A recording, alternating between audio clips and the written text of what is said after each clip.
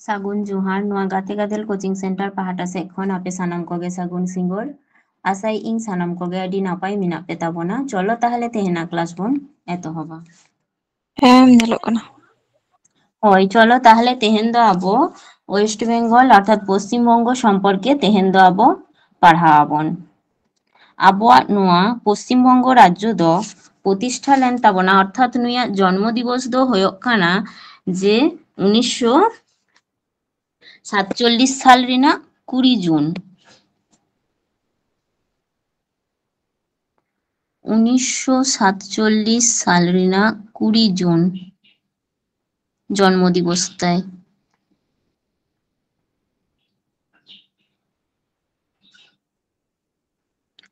और नुआ पश्चिम बंग रेन रूपकार दो होयोग कान ताबोनाय डॉक्टर विधान चंद्र राय नुआ दो झोतो हर गे बाडायाबोन और राजधानी दो कोलकाता कान ताबोना और राज्यपाल दो बर्तमाने सीवी आनंद बोस मिनाय ताबोना 2022 साल रिना 23 नवेम्बर खन और मुख्यमंत्री तो आबो झोतो हर गे बाडायाबोन माननीय ममता बनर्जी बा बंदोपाध्याय जहां उनी तारपर आबो पश्चिम बंग राज्य रे तो आबो जिला को सम्पर्के तो तायम ते बाडाय दाबोन नोडे आबो लाहा नेल लेगे बोन जे आबो पश्चिम बंग रिना जहां राज्य भाषा ताबोन नुआ दो होयोग कान ताबोना आबो पश्चिम बंग रिना राज्य भाषा दो होयेन ताबोना बांगला तारपर राज्य जातीय संगीत जहां नुआ दो बांगलार माटी बांगलार जल जहां उना सेरेंगटा तारपरे राज्य नृत्य जहां उना दो गौरीय नृत्य ताबोन और राज्य प्राणी नुआ दो बाडा आगे दिन क्लास करे हाँ आबो पढ़ाव कादा बोन जे मेछो बिड़ाल और पाखी दो होयोग काना सादा बुकवाला माछरांगा जहां फूल दो होयोग काना शिवली फल दो होयोग काना राज्य फल होयोग काना हिमसागर आम राज्य वृक्ष जहां नुआ दो छातिम और नदी दो होयोग कान ताबोना नोडेना भागीरथी हुगली तिस्ता दामोदर नुआ को और क्रीड़ा अर्थात खेल नोडे फुटबल टेनिस सातार क्रिकेट तारपरे खो खो उना हो होयोगा खो खो नुआ नुआ जुदी आबो पश्चिम बंग रिना मैप होयोग ताबोना नुआ रिना आबो अक्षांशगत विस्तार आबो लाहा कटी नेलाबोन जे आबो साधारणत बाडायबोन जे नुआ जहां चितान से नुआ होयेन ताबोना नॉर्थ लातार जहां नोनते Hoyen ताबोना south नोनते Hoyen ताबोना आबोआ east नोनते Hoyen ताबोना waste ताहले नुआ रिना अक्षांशगत विस्तार जदि आबो बोन नेला जे दक्षिण सेज खन नोनते ताहले 21 degree 31 minute 21 degree 31 minute north खन नोनते धाबी जहां 21 नोनते उत्तर से होयोग कान ताबोना 27 degree 14 minute 27 degree 14 minute north और नोनते जुदी आबो पूर्व पश्चिम ते नेलाबोन पूर्व पश्चिम ते आबोआ विस्तार होयोग कान ताबोना नोनते होयोग कान ताबोना 85 डिग्री 91 85 डिग्री 91 मिनिट खन नोनते ईस्ट पर्यन्त होयोग कान ताबोना 89 डिग्री 93 मिनिट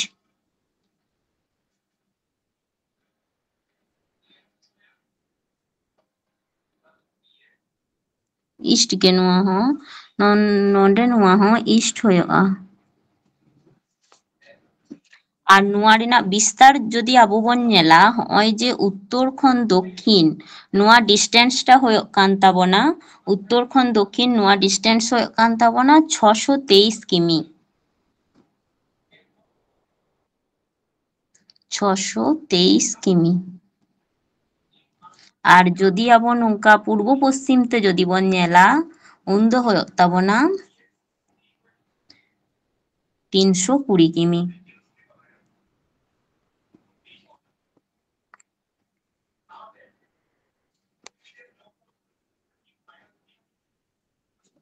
नोडे ᱡᱟᱦᱟᱸ ᱟᱵᱚ ᱯᱟᱲᱦᱟᱣ ᱠᱮᱫᱟ ᱵᱚᱱ ᱚᱱᱟᱜᱮ ᱱᱚᱰᱮ ᱡᱮᱢᱚᱱ ᱚᱠᱠᱷᱟᱝশগত ᱚᱵᱚস্থান দক্ষিণ ᱥᱮᱫ ᱠᱷᱚᱱ ᱢᱮᱱᱫᱟᱭ 21 ডিগ্রি 31 মিনিট, উত্তর অক্ষাংশ ᱠᱷᱚᱱ উত্তর ᱨᱮᱜᱮ 27 ডিগ্রি 14 মিনিট উত্তর অক্ষাংশ, আর দ্রাঘিমাগত হয়ে কানা পশ্চিম রে 85 ডিগ্রি 91 মিনিট পূর্ব দ্রাঘিমা খন পূর্ব সে 89 ডিগ্রি 93 মিনিট পূর্ব দ্রাঘিমা পর্যন্ত। আর আবো পশ্চিমবঙ্গ ᱨᱮᱱᱟᱜ আয়তন ᱫᱚ ᱦᱩᱭᱩᱜ ᱠᱟᱱ ᱛᱟᱵᱚᱱᱟ 88,752 বর্গ কিমি। আয়তন ᱨᱮᱱᱟᱜ দিক থেকে যদি আবো বন নেলা ভারতে পশ্চিমবঙ্গের স্থান নোয়া ᱫᱚ লাহা তাহে কানা ত্রয়োদশ, নিতার বর্তমান রে 14তম অর্থাৎ চতুর্দশ।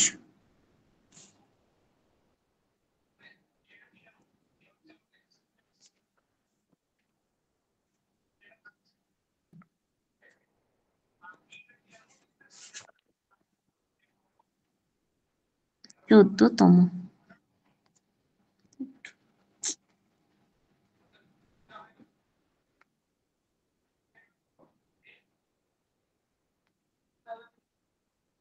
14তম বা চতুর্দশতম যদি আবো কো মেতাবুনা যে আয়তন 88,752 বর্গ কিমি হয় না, আয়তন রেনাᱜ দিক থেকে ভারতের পশ্চিমবঙ্গ রেনাᱜ স্থান হয়ে কানা 14তম অর্থাৎ চতুর্দশতম, আর আগে তাহে কানা ত্রয়োদশ। আর পশ্চিমবঙ্গ রেনাᱜ জনসংখ্যা দ হয়ে কান তাবনা কো 2011 সাল অনুযায়ী যদি আবো বন নেলা জনসংখ্যা হয়ে কান তাবনা কো 9,13,47,736 জন। আর নোয়া তো আবো লাহা ম্যাপ রেগে নেল কিদা বন যে পূর্ব পশ্চিম তে নোয়া রেনাᱜ जहाँ उत्तर दक्षिण ते विस्तार उना है 623 किमी, पूर्व पश्चिम ते है 320 किमी, और जहाँ ले दे जे उत्तर दिनाजपुर रे दो मात्र 9 किमी मेना ताबोना।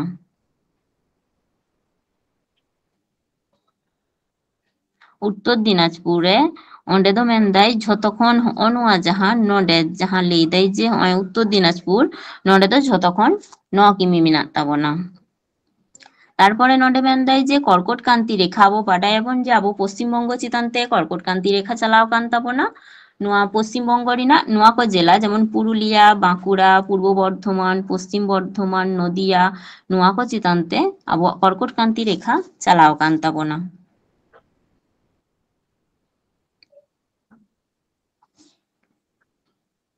নডে আবো নেল দাবন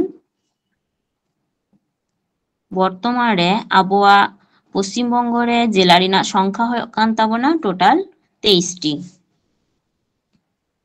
যদিও 2017 সালে মাননীয় মুখ্যমন্ত্রী আবরেন মমতা বন্দ্যোপাধ্যায় নুই যদিও নতুন 7টি জেলা ঘোষণা লেদ তাবনায় যাহা কদ বিষ্ণুপুর, বহরমপুর, তারপরে বহরমপুর, জঙ্গিপুর ওনা মিটেন, তারপরে কান্দি, সুন্দরবন, তারপরে রানাঘাট, ইছামতি, বসিরহাট নোয়া কো ঘোষণা লে রহয়, তবে নোয়া দ স্বীকৃতি এখনো বাই নাম কাদা।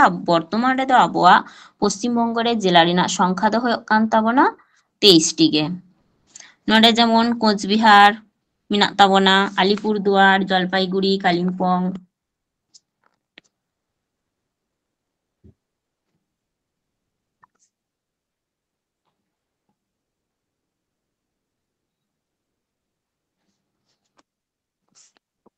নডে যদি আবো বন নেলা যে নডে আবোয়া 23টি জেলা যেমন কোচবিহার যদি আবো প্রথম বন নেলা যে কোচবিহার রেনাᱜ দ সদর শহর যাহা ওনা দ কোচবিহার গিতাবন।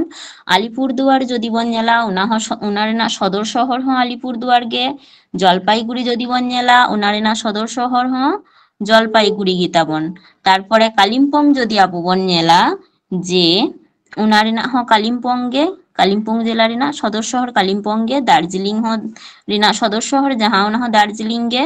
উত্তর দিনাজপুর যদি আবো বন নেলা যে উত্তর দিনাজপুর রেনাᱜ সদর শহর nyutum দ হয়ে কানা রায়গঞ্জ। উত্তর দিনাজপুর রেনাᱜ সদর শহর দ রায়গঞ্জ কানা। আর দক্ষিণ দিনাজপুর যাহা দক্ষিণ দিনাজপুর রেনাᱜ দ বালুরঘাট। আর যদি আবো মালদহা বন নেলা মালদহা রেনাᱜ দ ইংরেজ বাজার বা ইংলিশ বাজার যাহা কো মেনদা ওনা। আর মুর্শিদাবাদ যদি আবো বন নেলা নোয়া রেনাᱜ সদর শহর দ হয়ে কান তাবনা যদি আবো বন নেলা তাহলে মুর্শিদাবাদ দ বহরমপুর আবো বাডায়াবন, নদিয়া, নদিয়া রেনাᱜ দ কৃষ্ণনগর, তারপর মেনাᱜ তাবনা উত্তর 24 পরগনা, নোয়া রেনাᱜ দ হয়ে কান তাবনা যে বারাসাত, ᱩᱛᱛᱚᱨ ᱪᱚᱵᱵᱤᱥ ᱯᱚᱨᱜᱚᱱᱟ ᱫᱚᱠᱷᱤᱱ ᱪᱚᱵᱵᱤᱥ ᱯᱚᱨᱜᱚᱱᱟ ᱡᱩᱫᱤ ᱟᱵᱚ ᱧᱮᱞᱟᱵᱚᱱ ᱡᱮ ᱚᱱᱟ ᱨᱮᱱᱟᱜ ᱥᱚᱫᱚᱨ ᱥᱚᱦᱚᱨ ᱫᱚ ᱦᱩᱭᱩᱜ ᱠᱟᱱ ᱛᱟᱵᱚᱱᱟ ᱟᱞᱤᱯᱩᱨ, ᱠᱳᱞᱠᱟতা ᱨᱮᱱᱟᱜ ᱛᱚ ᱟᱵᱚ ᱵᱟᱰᱟᱭᱟᱵᱚᱱ ᱠᱳᱞᱠᱟতা ᱜᱮ, ᱦᱟᱣᱲᱟ ᱨᱮᱱᱟᱜ ᱦᱩᱭᱩᱜ ᱠᱟᱱ ᱛᱟᱵᱚᱱᱟ ᱦᱟᱣᱲᱟ ᱜᱮ, ᱛᱟᱨᱯᱚᱨ ᱡᱩᱫᱤ ᱟᱵᱚ ᱵᱚᱱ ᱧᱮᱞᱟ ᱦᱩᱜᱽᱞᱤ, ᱦᱩᱜᱽᱞᱤ ᱨᱮᱱᱟᱜ ᱥᱚᱫᱚᱨ ᱥᱚᱦᱚᱨ ᱫᱚ ᱪᱩᱸᱪᱩᱲᱟ ᱠᱟᱱ ᱛᱟᱵᱚᱱᱟ, ᱛᱟᱨᱯᱚᱨᱮ ᱡᱩᱫᱤ ᱵᱚᱱ ᱧᱮᱞᱟ ᱡᱮ ᱵᱤᱨᱵᱷᱩᱢ, ᱵᱤᱨᱵᱷᱩᱢ ᱨᱮᱱᱟᱜ ᱫᱚ ᱥᱤᱣᱲᱤ ᱥᱚᱫᱚᱨ ᱥᱚᱦᱚᱨ, ᱯᱩᱨᱵᱚ ᱵᱚᱨধᱚᱢᱟᱱ ᱨᱮᱱᱟᱜ ᱫᱚ ᱵᱚᱨধᱚᱢᱟᱱ, ᱯᱚᱥᱪᱤᱢ ᱵᱚᱨধᱚᱢᱟᱱ ᱨᱮᱱᱟᱜ ᱡᱩᱫᱤ ᱟᱵᱚ ᱵᱚᱱ ᱧᱮᱞᱟ ᱚᱱᱟ ᱨᱮᱱᱟᱜ ᱥᱚᱫᱚᱨ ᱥᱚᱦᱚᱨ ᱫᱚ ᱦᱩᱭᱩᱜ ᱠᱟᱱ ᱛᱟᱵᱚᱱᱟ ᱟᱥᱟᱱᱥᱳᱞ,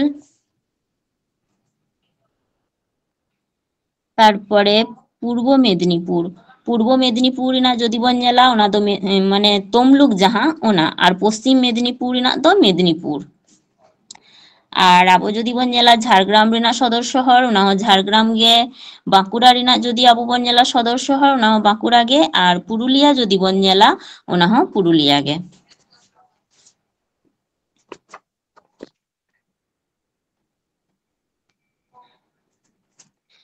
ᱡᱩᱫᱤ ᱟᱵᱚ ᱵᱚᱱ ᱧᱮᱞᱟ ᱡᱮ 1947 ᱥᱟᱞᱨᱮ ᱡᱚᱠᱷᱚᱱ ᱵᱷᱟᱨᱚᱛ ᱥᱟᱫᱷᱤᱱᱚᱛᱟ ᱞᱟᱵᱷ ᱞᱮᱫᱟᱭ ᱛᱚᱠᱷᱚᱱ ᱟᱵᱚᱣᱟᱜ ᱱᱚᱣᱟ ᱯᱚᱥᱪᱤᱢ ᱵᱚᱝᱜᱚ ᱨᱮ ᱡᱮᱞᱟ ᱨᱮᱱᱟᱜ ᱥᱚᱝᱠᱷᱟ ᱛᱟᱦᱮᱸ ᱠᱟᱱᱟ 14ᱴᱤ, ᱩᱱ ᱥᱚᱢᱚᱭ ᱫᱚ ᱢᱮᱱᱫᱟᱭ ᱚᱠᱟ ᱠᱚ ᱡᱮᱞᱟ ᱠᱚ ᱛᱟᱦᱮᱸ ᱠᱟᱱ ᱛᱟᱵᱚᱱᱟ ᱛᱟᱦᱚᱞᱮ ᱱᱚᱣᱟ ᱠᱳᱞᱠᱟᱛᱟ, ᱩᱛᱛᱚᱨ ᱪᱚᱵᱵᱤᱥ ᱯᱚᱨᱜᱚᱱᱟ, ᱫᱚᱠᱷᱤᱱ ᱪᱚᱵᱵᱤᱥ ᱯᱚᱨᱜᱚᱱᱟ, হুগলি, হাওড়া, নদিয়া, মুর্শিদাবাদ, মালদা, উত্তর দিনাজপুর, দক্ষিণ দিনাজপুর, দার্জিলিং, জলপাইগুড়ি, কোচবিহার আর পূর্ব মেদিনীপুর, ᱱᱚᱣᱟ ᱠᱚ ᱟᱵᱚᱣᱟᱜ ᱱᱚᱣᱟ ᱠᱚ ᱰᱤᱥᱴᱨᱤক্ᱴ ᱠᱚ ᱚᱨᱛᱷᱟᱛ ᱱᱚᱣᱟ ᱠᱚ ᱡᱮᱞᱟ ᱠᱚ ᱛᱟᱦᱮᱸ ᱠᱟᱱ ᱛᱟᱵᱚᱱᱟ᱾ ᱯᱚᱨᱚᱵᱚᱨᱛᱤ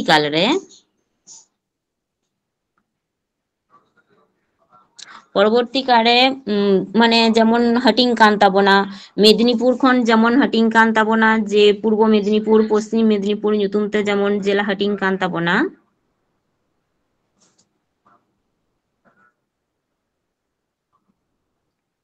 যেমন আবো ᱧᱮᱞᱟᱵᱚᱱ যে পশ্চিম ᱡᱟᱦᱟᱸ ᱢᱮᱫᱽᱱᱤᱯᱩᱨ ᱡᱮᱞᱟ, ᱢᱮᱫᱽᱱᱤᱯᱩᱨ ᱡᱮᱞᱟ ᱡᱩᱫᱤ ᱟᱵᱚ ᱧᱮᱞᱟᱵᱚᱱ ᱡᱮ ᱢᱮᱫᱽᱱᱤᱯᱩᱨ ᱫᱚ ᱦᱟᱹᱴᱤᱧ ᱞᱮᱱ ᱛᱟᱵᱚᱱᱟ, মেদিনীপুর জেলা ᱫᱚ পূর্ব মেদিনীপুর, পশ্চিম মেদিনীপুর হাটিং লেনা 2002 সাল ᱨᱮᱱᱟᱜ 2002 সাল ᱨᱮᱱᱟᱜ ᱯᱚᱭᱞᱟ 1 জানুয়ারি,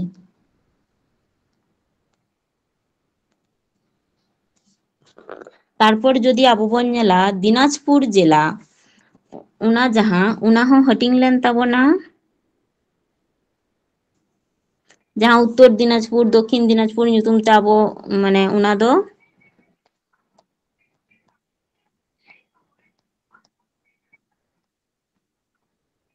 দিনাজপুর ᱫᱚ ᱦᱩᱭ ᱞᱮᱱ ᱛᱟᱵᱚᱱᱟ 1992 সাল ᱨᱮᱱᱟᱜ ᱯᱚᱭᱞᱟ ᱮᱯᱨᱤᱞ,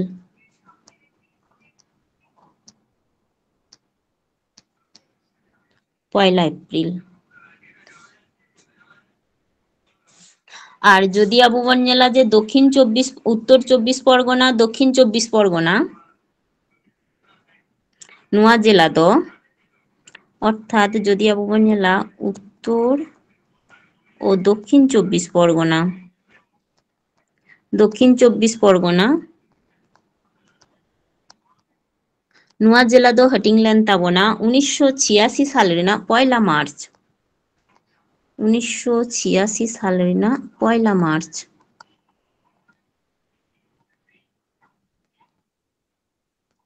পয়লা মার্চ।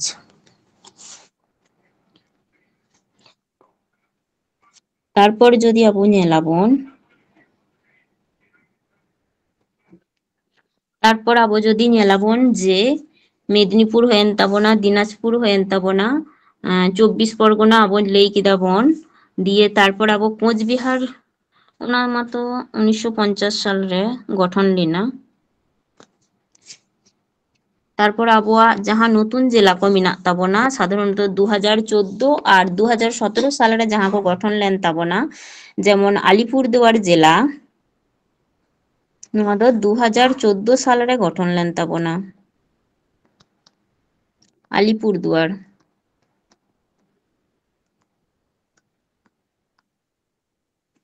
আলিপুরদুয়ার ᱫᱚ যেমন 2014 সাল ᱨᱮᱱᱟᱜ 25 জুন, 14 ᱨᱮᱱᱟᱜ 25 জুন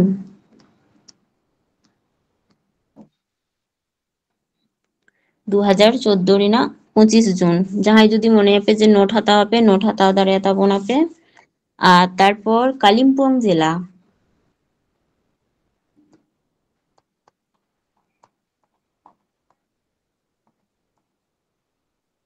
কালিম্পং জেলা ᱫᱚ গঠন লেন তাবনা 2017 সাল ᱨᱮᱱᱟᱜ 14 ফেব্রুয়ারি।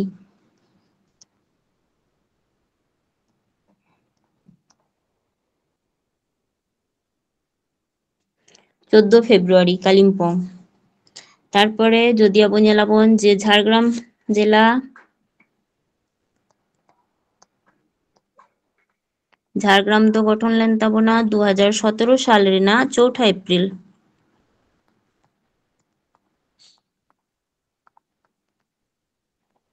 অর্থাৎ 4 এপ্রিল।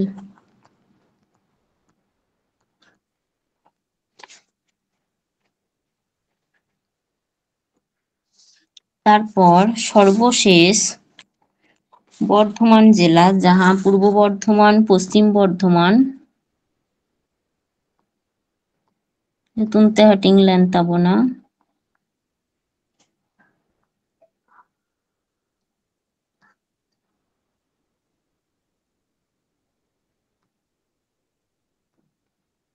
ᱚᱱᱟ ᱫᱚ গঠন লেন তাবনা 2017 সাল ᱨᱮᱱᱟᱜ 7 এপ্রিল।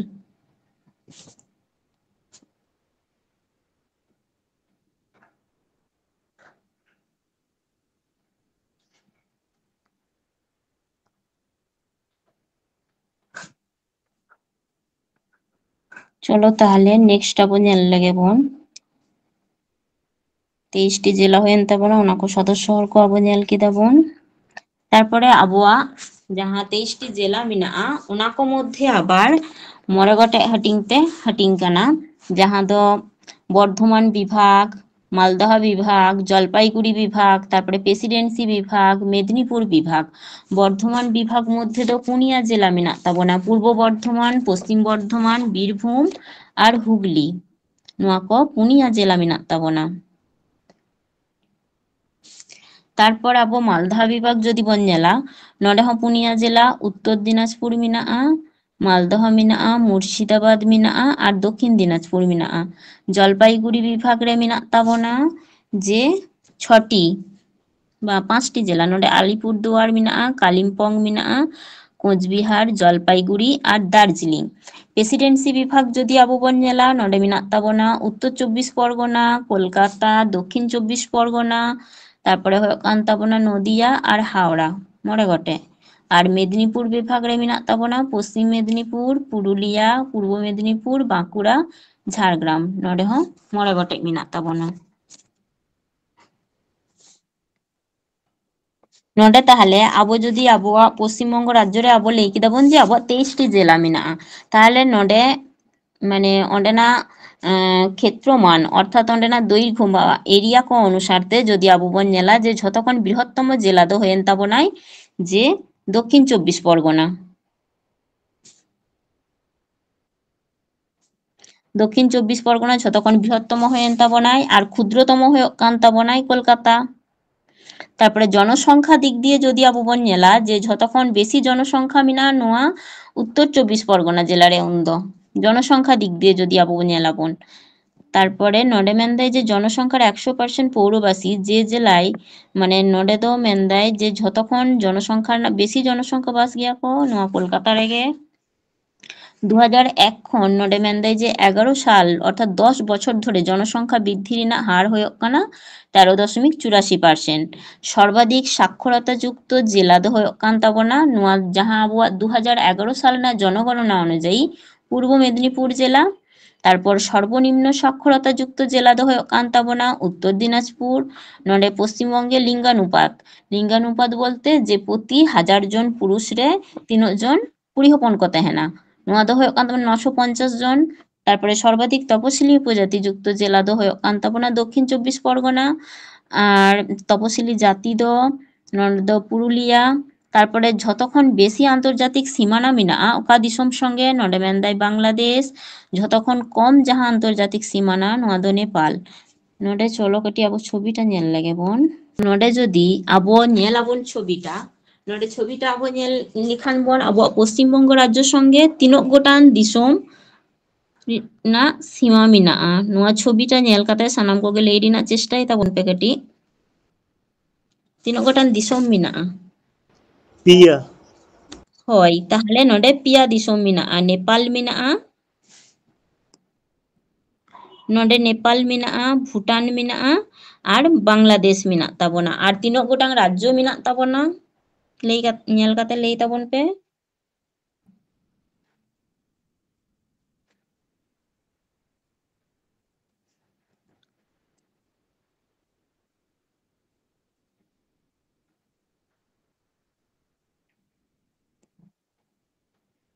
ᱛᱤᱱᱟᱹᱜ ᱜᱚᱴᱟᱝ ᱨᱟᱡᱽᱡᱚ ᱥᱚᱸᱜᱮ ᱟᱵᱚᱣᱟᱜ ᱯᱚᱥᱪᱤᱢ ᱵᱚᱝᱜᱚ ᱨᱮᱱᱟᱜ ᱥᱤᱢᱟᱱᱟ ᱡᱩᱠᱛᱚ ᱢᱮᱱᱟᱜ ᱛᱟᱵᱚᱱᱟ? ᱞᱟᱹᱭ ᱛᱟᱵᱚᱱ ᱯᱮ᱾ 5 ᱜᱚᱴᱮᱡ᱾ ᱦᱳᱭ, ᱛᱟᱦᱞᱮ ᱪᱮᱫ ᱪᱮᱫ ᱢᱮᱱᱟᱜ ᱛᱟᱵᱚᱱᱟ? ᱱᱚᱰᱮ ᱡᱩᱫᱤ ᱟᱵᱚ ᱵᱚᱱ ᱧᱮᱞᱟ ᱩᱛᱛᱚᱨ ᱥᱮᱱ, ᱱᱚᱰᱮ ᱥᱤᱠᱤᱢ ᱢᱮᱱᱟᱜ ᱛᱟᱵᱚᱱᱟ, ᱛᱟᱭᱛᱚ? ᱱᱚᱰᱮ ᱥᱤᱠᱤᱢ, ᱱᱚᱰᱮ ᱟᱥᱟᱢ, ᱛᱟᱨᱯᱚর ᱱᱚᱛᱮ ᱵᱤᱦᱟᱨ ᱢᱮᱱᱟᱜ ᱛᱟᱵᱚᱱᱟ, ᱡᱷᱟᱲᱠᱷᱚᱸᱰ ᱢᱮᱱᱟᱜ ᱛᱟᱵᱚᱱᱟ, উড়িষ্যা মেনাক তাবনা। আর যদি আবো কো মেতাবনা যে বাংলাদেশ সঙ্গে আবোয়াক পশ্চিমবঙ্গ রেনাক তিনক গোটাং জেলা মানে সীমানা শেয়ার কাদায়।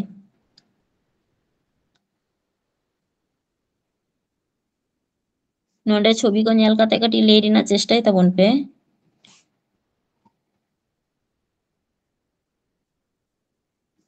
বাংলাদেশ সঙ্গে তিনক গোটাং আবহাওয়া পশ্চিমবঙ্গ রেনাক জেলা কো শেয়ার কাদায়। ᱱᱚᱰᱮ ᱫᱚ ᱦᱳᱭ ᱡᱮᱢᱚᱱ ᱱᱚᱰᱮ ᱢᱮᱱᱟᱜ ᱛᱟᱵᱚᱱᱟ, ᱱᱚᱰᱮ ᱠᱷᱚᱱ ᱡᱩᱫᱤ ᱟᱵᱚ ᱵᱚᱱ ᱧᱮᱞᱟ ᱱᱚᱰᱮ কোচবিহার ᱢᱮᱱᱟᱜ ᱛᱟᱵᱚᱱᱟ, ᱛᱟᱭᱛᱚ? ᱱᱚᱰᱮ কোচবিহার ᱢᱮᱱᱟᱜ ᱛᱟᱵᱚᱱᱟ, ᱱᱚᱰᱮ ᱡᱚᱞᱯᱟইᱜᱩᱲᱤ ᱢᱮᱱᱟᱜ ᱛᱟᱵᱚᱱᱟ, ᱛᱟᱨᱯᱚᱨ ᱱᱚᱰᱮ ᱢᱮᱱᱟᱜ ᱛᱟᱵᱚᱱᱟ ᱩᱛᱛᱚᱨ দিনাজপুর, ᱯᱮᱭᱟ ᱦᱩᱭᱮᱱ ᱛᱟᱵᱚᱱᱟ, দক্ষিণ দিনাজপুর ᱯᱩᱱᱭᱟ, মালদা ᱦᱩᱭᱮᱱ ᱛᱟᱵᱚᱱᱟ, 5 ᱜᱚᱴᱮᱡ ᱦᱩᱭᱮᱱ ᱛᱟᱵᱚᱱᱟ। তারপর নডে মানে নডে যেমন মুর্শিদাবাদ মেনাক তাবনা, উত্তর দিনাজপুর, দক্ষিণ দিনাজপুর, মালদা, মুর্শিদাবাদ, নডে নদিয়া মেনাক তাবনা, উত্তর 24 পরগনা মেনাক তাবনা। তারপরে নডে যদি নদিয়া হয় না, উত্তর 24 পরগনা হয়েন তাবনা। আর নডে হয় নডে দার্জিলিং হয়ত তাবনা, হয় নডে ছোট করে হয় দার্জিলিং সঙ্গে হনা সীমানা মেনাগᱼা। দার্জিলিং হয়ত তাবনা টোটাল। আর নডে মুর্শিদা অর্থাৎ 1 2 3 4 5 6 7 8 9 আর নডে মেনাক তাবনা উত্তর 24 পরগনা আর দক্ষিণ 24 পরগনা, টোটাল 10টি মেনাক তাবনা। তাহলে বাংলাদেশ সঙ্গে তিনক গোটান যুক্ত মেনাক তাবনা যদি আবো বন নেলা, তাহলে নডে হয়েন তাবনা কোচবিহার, জলপাইগুড়ি, দার্জিলিং, উত্তর দিনাজপুর, দক্ষিণ দিনাজপুর, মালদা, মুর্শিদাবাদ, নদিয়া, উত্তর 24 পরগনা, দক্ষিণ 24 পরগনা, নোয়া কো 10টি।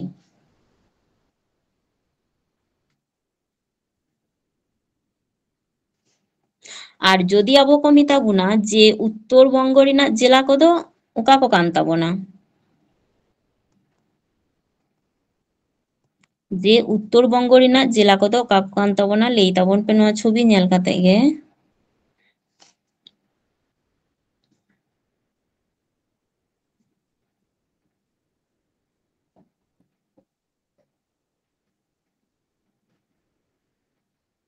উত্তরবঙ্গ রেনাক জেলা কোগে ওকা কো কান তাবনা বা দক্ষিণবঙ্গ রেনাক জেলা কোগে ওকা কো কান তাবনা।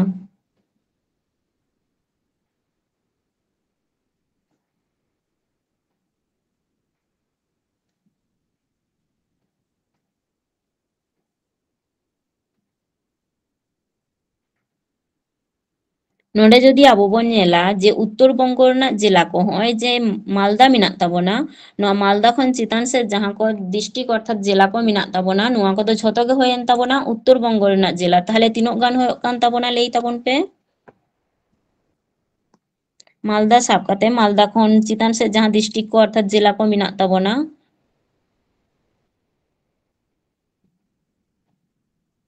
নডে যদি আবো বন নেলা নডে মালদা মেনাক তাবনা, দক্ষিণ দিনাজপুর, উত্তর দিনাজপুর, দার্জিলিং, কালিম্পং, জলপাইগুড়ি, আলিপুরদুয়ার, কোচবিহার।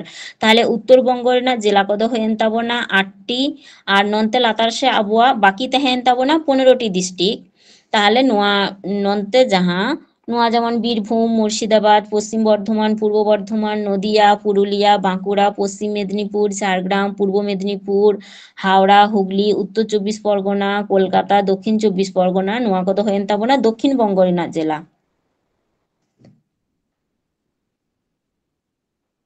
আর ᱱᱚᱛᱮ ᱢᱟᱞᱫᱟ ᱠᱷᱚᱱ ᱪᱮᱛᱟᱱ ᱥᱮᱫ ᱡᱟᱦᱟᱸ ᱠᱚ ᱰᱤᱥᱴᱨᱤᱠᱴ ᱠᱚ ᱢᱮᱱᱟᱜᱼᱟ ᱱᱚᱣᱟ ᱠᱚᱫᱚ ᱦᱩᱭᱮᱱ ᱛᱟᱵᱚᱱᱟ ᱩᱛᱛᱚᱨᱵᱚᱝᱜᱚ ᱨᱮᱱᱟᱜ ᱡᱮᱞᱟ।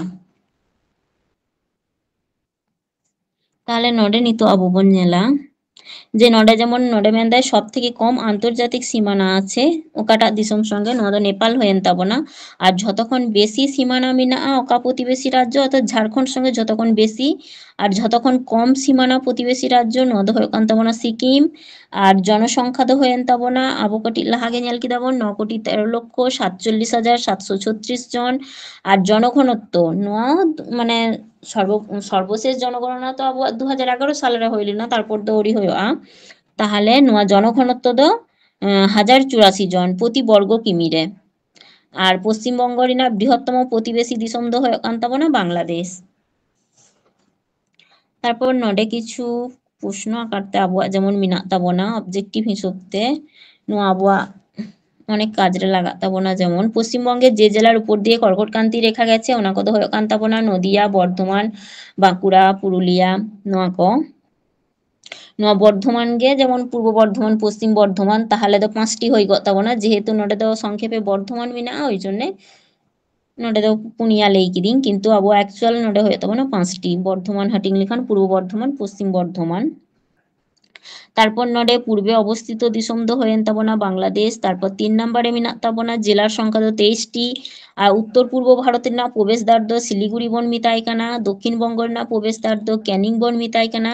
তারপর নডে বিহার রাজ্যের না যাহা বিচ্ছিন্ন অংশ নোয়া পশ্চিমবঙ্গ অর্থাৎ বাংলায় যে জেলা নামে পরিচিত ওনা দো পুরুলিয়া হয়ে কান তাবনা। তারপরে পশ্চিমবঙ্গরে চিতান্তে লম্বভাবে সূর্যকিরণ নিরোগ কানা 21শে জুন। তারপরে সুন্দরবন ম্যানগ্রোভ যাহা বাদাবন ওনা দো দক্ষিণ 24 পরগনা রে মিনাত তাবনা। প্রেসিডেন্সি বিভাগ রিনা অন্তর্গত জেলার না সদস্য হয়ে কানা আলিপুর। তারপরে নডে যেমন আড়ি সময় নোয়া কোশ্চেন যেমন চিকেন স্নেক ওকা কো মেতাআ শিলিগুড়ি রিনা যাহা করিডোর ওনা আর সিটি অফ জয়দো কলকাতা পশ্চিমবঙ্গের উত্তরের সমভূমি অংশ যাহা ওনা দো বরেন্দ্র ভূমি হয়েন তাবনা। তারপরে নডে পশ্চিমবঙ্গ আর নেপাল সীমান্তরে যাহা মিনা নদে সিঙ্গালীলা পর্বত শ্রেণী পশ্চিমবঙ্গ না সর্বোচ্চ শৃঙ্গ দো সান্দাকফু হয়েন তাবনা। পশ্চিমবঙ্গ রিনা মালভূমি অঞ্চল না যাহা সর্বোচ্চ শৃঙ্গ ওনা দো গোর্গাবুরু। তারপরে পশ্চিমবঙ্গের যাহা বালিয়াড়ি কো জেলা ওনা দো উপকূলীয় সমভূমি রে রাঢ় সমভূমি ভূপ্রকৃতি হয়ে কানা তরঙ্গায়িত। কালিম্পং রিনা সর্বোচ্চ শৃঙ্গ যাহা ওনা দো হয়েন তাবনা রিসিলা। বক্সা গিরিখাত দিয়ে যাওয়া যায় ভুটান। বক্রেশ্বরে উষ্ণ প্রস্রবন দেখা যায় ওনা দো বীরভূম রে মিনাআ অর্থাৎ উষ্ণ প্রস্রবন দো হয়ে কানা অঁডে খন ললদা ওডোংআ যাহা প্রাকৃতিক ভাবে গে সৃষ্টি কানা। যাহাই যদি বক্রেশ্বর চালাও কান তাবনা পে তাহলে তো বাডাই গিয়া পে যে অঁডে ললদা যাহা মিনাআ। তারপরে নডে 21 নম্বর কোশ্চেন যদি আবু বন জেলা যে পেডং কথা রিনা অর্থ হয়ে কানা অর্কিডের শহর। তারপর তরাই শব্দ রিনা অর্থ হয়ে কানা স্যাঁতস্যাঁতে ভূমি শুশুনিয়া পাহাড় দো মিনাত তাবনা বাঁকুড়া রে। তারপরে দার্জিলিং পার্বত্য অঞ্চল না সর্বোচ্চ রেলওয়ে স্টেশন হয়ে কান তাবনা ঘুম। রাঙ্গামাটি রিনা দেশ দো মিতাই কানা করার অঞ্চল যাহা মথুরাখালী পাহাড় দো বীরভূম রে মিনাত তাবনা। আর গঙ্গা দুভাগে অর্থাৎ বাড়িয়া হাটিংতে হাটিং কান তাবনা মুর্শিদাবাদ রিনা ধুলিয়ান রে। আর গঙ্গা নই রিনা আবো পশ্চিমবঙ্গ চিতান্তে প্রবাহিত কানা 520 কিমি আর গঙ্গা নই না দৈর্ঘ্য তো আবো বাডায়াবন 2525 কিমি কিন্তু আবহাওয়া পশ্চিমবঙ্গ চিতান্তে প্রবাহিত কানা 520 কিমি। তারপর পশ্চিমবঙ্গ না প্রধান নদী যেমন গঙ্গা দামোদর দক মিতাই কানা বাংলার দুঃখ। তারপরে বহরমপুর বিখ্যাত তাবন রেশম শিল্প জন্যে। তারপর রাঢ় অঞ্চল রিনা যতক্ষণ বড় শহর হয়ে কানা বর্ধমান। তারপরে নডে পশ্চিমবঙ্গের না দুটি প্রধান মৎস্য শিকার কেন্দ্র অর্থাৎ যাহারে মৎস্য শিকার কেন্দ্র মিনা ওনা দো হেন তাবনা দীঘা আর্জুনপুর। আর ভারতের প্রথম পাতাল রেল চালু রিনা কলকাতারে। হলদিয়া দো বিখ্যাত তাবন পেট্রোরাসায়ন শিল্প জন্য। কৃষ্ণনগর বিখ্যাত মৃৎ শিল্প জন্য। জলপাইগুড়ি শহর দো অবস্থিত মিনাত তাবনা মহানন্দা আর বালাসন নোয়া বাড়িয়া নই তালারে। তারপরে শঙ্করপুর মৎস্য বন্দর ᱚᱱᱟ ᱫᱚ মৎস্য বন্দর ᱠᱟᱱ ᱛᱟᱵᱚᱱᱟ। তারপরে 39 নাম্বার মেনাᱜ ᱛᱟᱵᱚᱱᱟ পশ্চিমবঙ্গের প্রাণী ও মৎস্য বিজ্ঞান বিদ্যালয় ᱡᱟᱦᱟᱸᱨᱮ অবস্থিত ᱚᱱᱟ ᱫᱚ ᱦᱩᱭᱩᱜ ᱠᱟᱱᱟ কলকাতা লথিয়ান আইল্যান্ড অভয়ারণ্য অবস্থিত মেনাᱜ ᱛᱟᱵᱚᱱᱟ দক্ষিণ 24 পরগনা রে। তারপর নডে বক্সা অভয়ারণ্য 1986 সালে গঠন লিনা বার্ড ফ্লু নির্ণয় কেন্দ্র যাহা ᱚᱱᱟ ᱫᱚ কলকাতা ᱨᱮᱱᱟᱜ বেলগাছিয়া দমদম বিমানবন্দর 1875 সাল।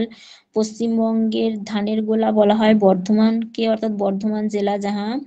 জয়ন্তী হলো সংরক্ষিত বনভূমি সুন্দরবন সুরক্ষিত বনভূমি খোয়াই অঞ্চল ᱧᱮᱞᱚᱜᱼᱟ বীরভূম রে। উত্তর দিনাজপুর দক্ষিণ দিনাজপুরে অধিক কাদাযুক্ত মাটি ᱫᱚ খিয়র নামে পরিচিত।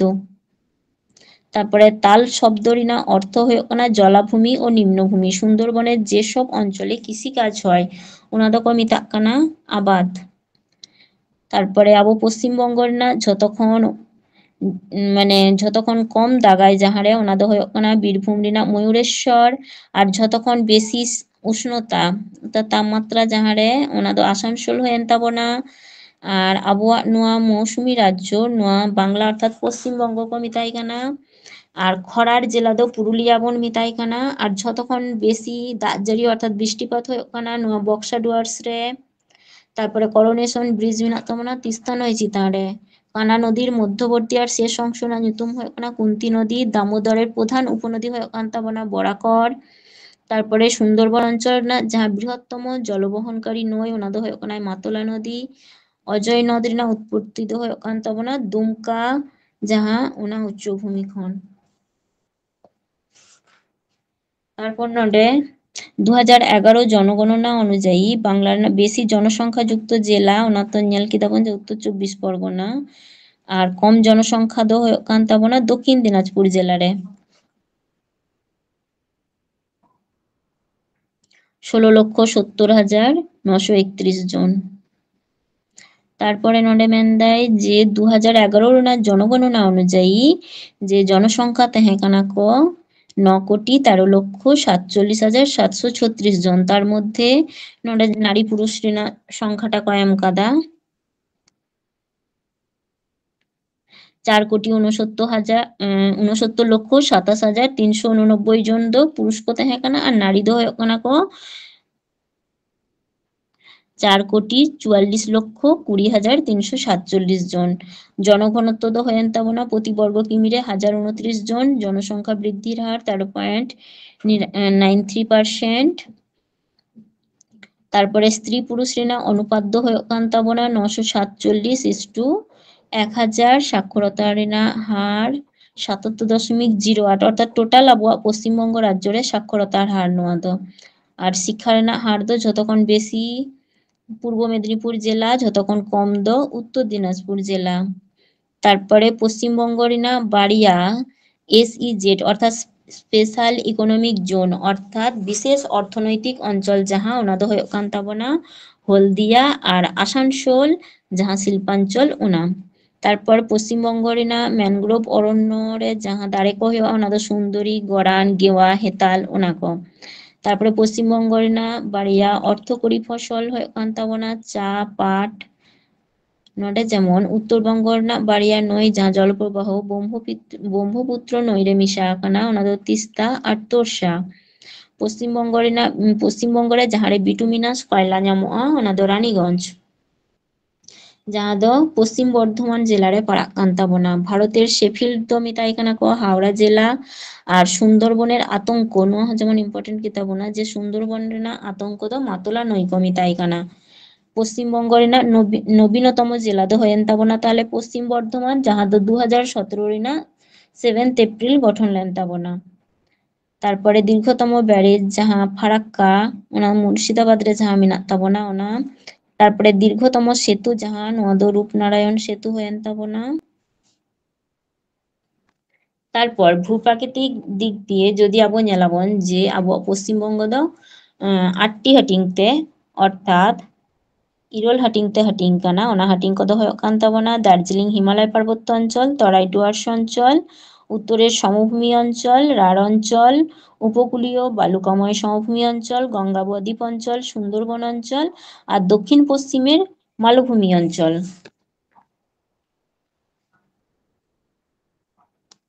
তারপর ᱱᱚᱰᱮ ᱡᱩᱫᱤ ᱟᱵᱚ ᱧᱮᱞᱟᱵᱚᱱ ᱡᱮ ᱯᱚᱥᱪᱤᱢ ᱵᱚᱝᱜᱚ ᱨᱮ ᱡᱟᱦᱟᱸ ᱯᱚᱨᱵᱚᱛ ᱥᱤᱝᱦᱚ ᱠᱚ ᱢᱮᱱᱟᱜᱼᱟ ᱚᱱᱟ ᱠᱚ ᱱᱚᱰᱮ ᱡᱮᱢᱚᱱ ᱥᱟন্দাকফু ᱢᱮᱱᱟᱜ ᱛᱟᱵᱚᱱᱟ ᱯᱚᱥᱪᱤᱢ ᱵᱚᱝᱜᱚ ᱨᱮᱱᱟᱜ ᱡᱷᱚᱛᱚ ᱠᱷᱚᱱ ᱥᱚর্বোচ্চ ᱥᱤᱝᱦᱚ ᱩচ্চতা ᱦᱩᱭᱩᱜ ᱠᱟᱱᱟ 3636 মিটার। তারপর মেনাᱜ ᱛᱟᱵᱚᱱᱟ ফালুট, ᱱᱚᱣᱟ উচ্চতা 3595 মিটার।